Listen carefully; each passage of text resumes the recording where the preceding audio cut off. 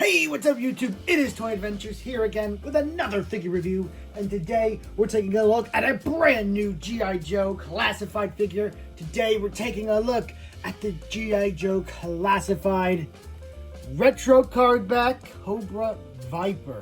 So, this is their brand new incarnation of the Cobra Viper, well, I guess not really character, but a soldier type that we've already gotten before in the Cobra Island back in the beginning of the line. And, you know, that one has its fans. I thought it was pretty good for a while, but the moment I saw these new retro card backs that were meant to look more like a traditional Cobra Viper, I knew not only did they look, more like how they should, but as an action figure, I could tell these ones would be a little more dynamic than what we got before. So I kind of went all in. I'm gonna be real, I got like 3 of these guys. I was really sold on them because I knew these are gonna be such an improvement over what we got. So today we're gonna take a look at just that. Here for the card art. It is an homage to the classic 1980s G.I. Joe box art, but it's not the same. This one seems to be what might be a digital render, or on the way bad end of that spectrum, AI art of the actual action figure itself. Now, you know, it goes either way. It's like, yes, it represents the actual figure, but these are supposed to be kind of callbacks, or not, just like recreations of the retro figures, just with the classified tooling. And so before we would get the direct box art, and now it seems to kind of been cheapened. Like CoverGirl looks really bad. The new upcoming Flint's box art looks really bad. The figures look great.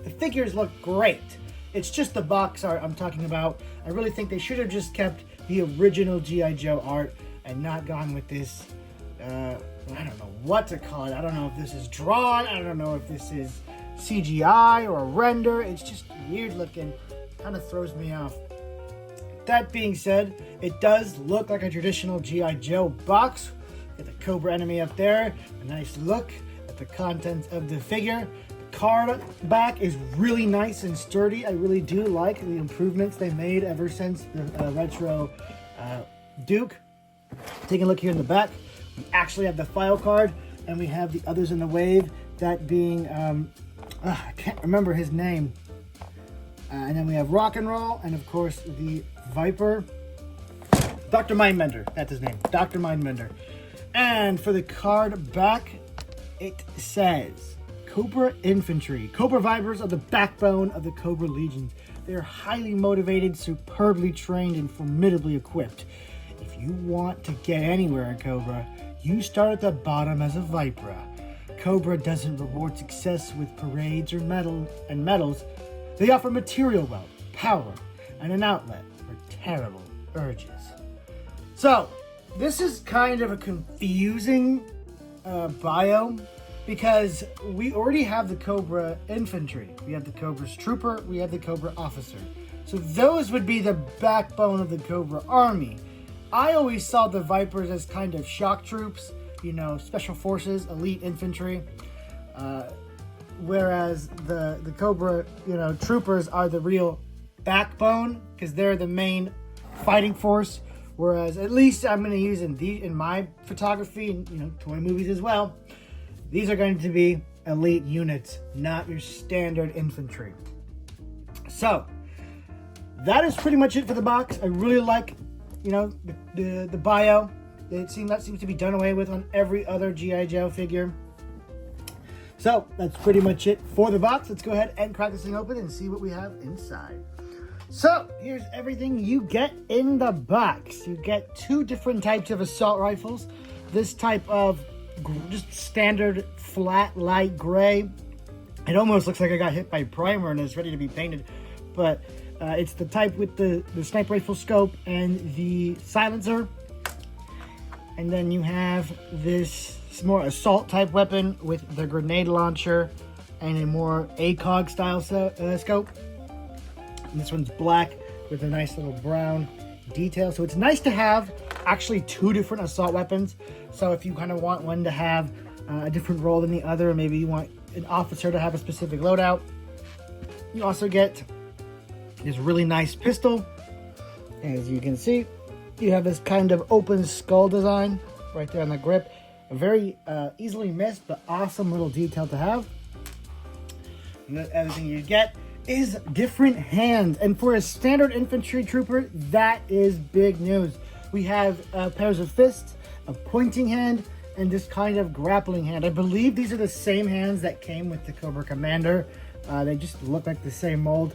So, you know, if you do want to have a black pair of gloves, if you have an extra Cobra Commander lying around, that would probably work.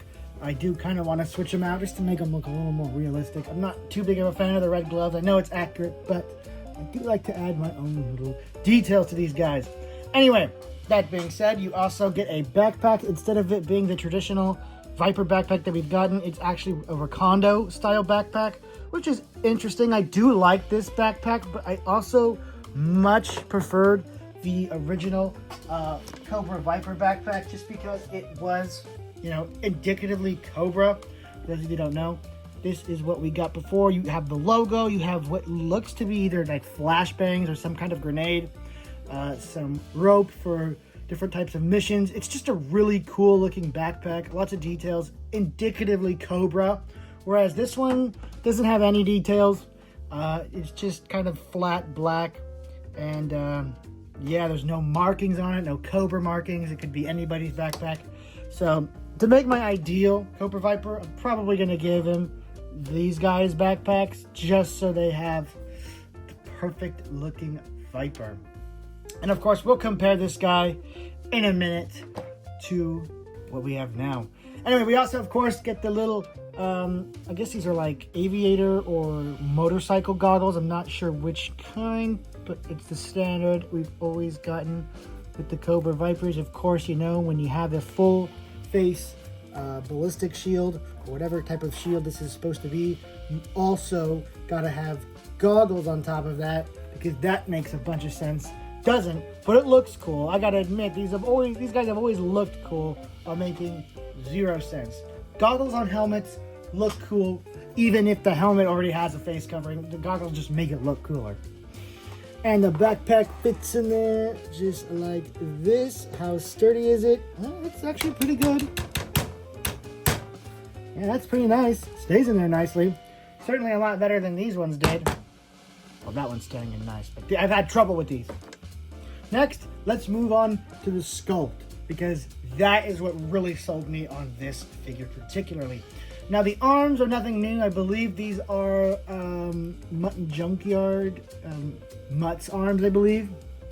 Whereas these legs are completely new.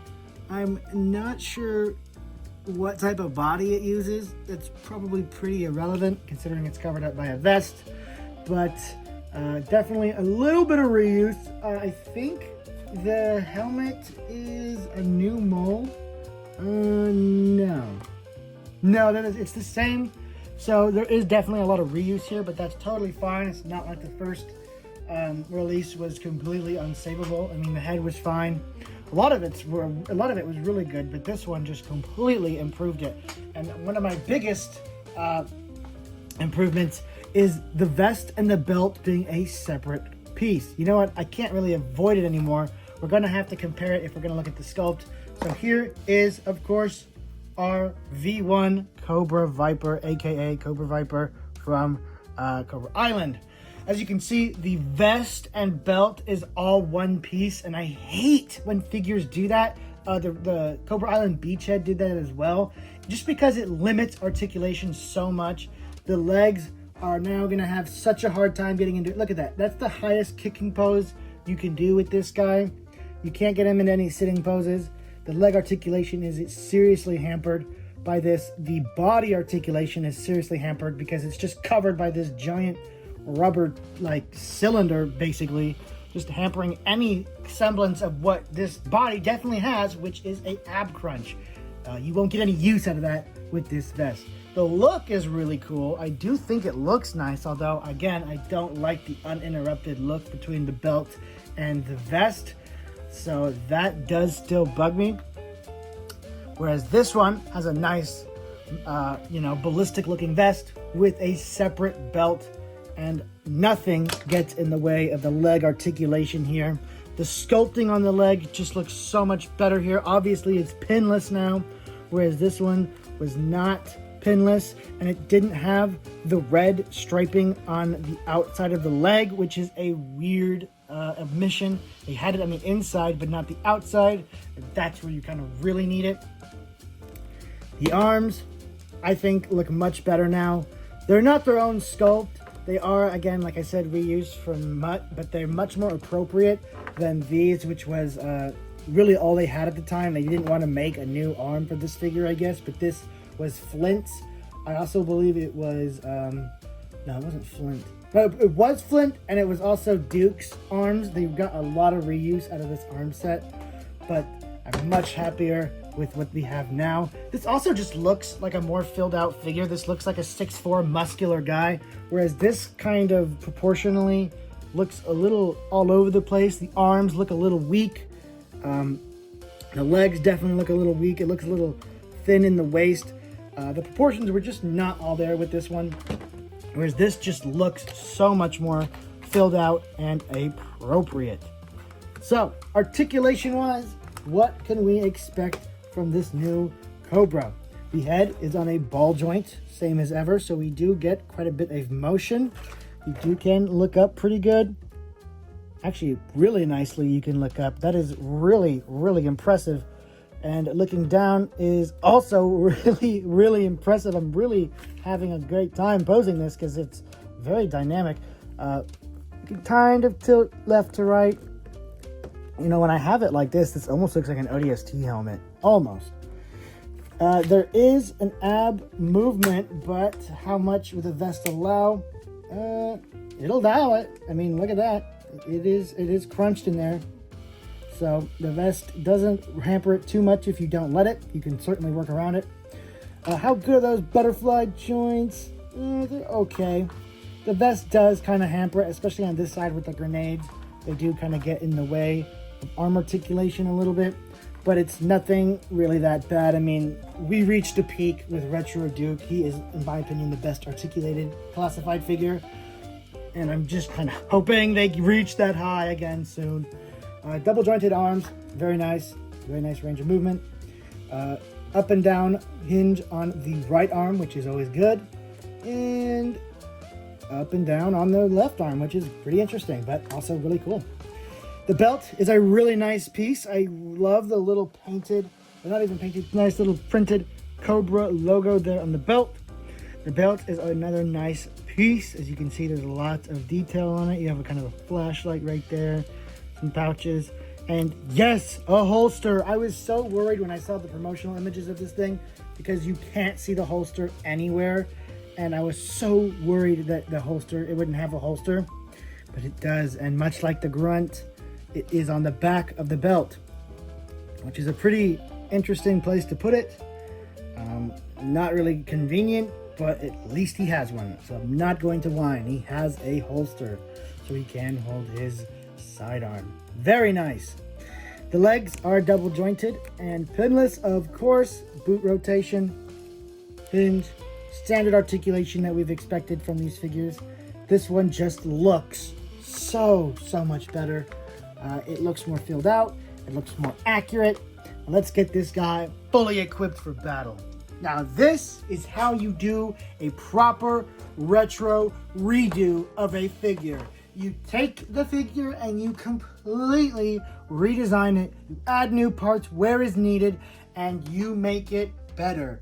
That is not at all what they did with the Retro Cobra Trooper, which is part of the reason I never even reviewed it, because I wouldn't have anything good to say about it, and all it would be is just, this is a Cobra Trooper body with Stalker's gear on it. That is all this is. It's not a nice redo. There's no new parts. Stability is a little bit of an issue with these guys. There's no new parts. It's just a Cobra Trooper body with Stalker's loadout. Very lazy. I was not impressed at all with these guys. I would have gotten quite a few of them if they were good, quite frankly. But I was so unimpressed, I stuck with just the one I got.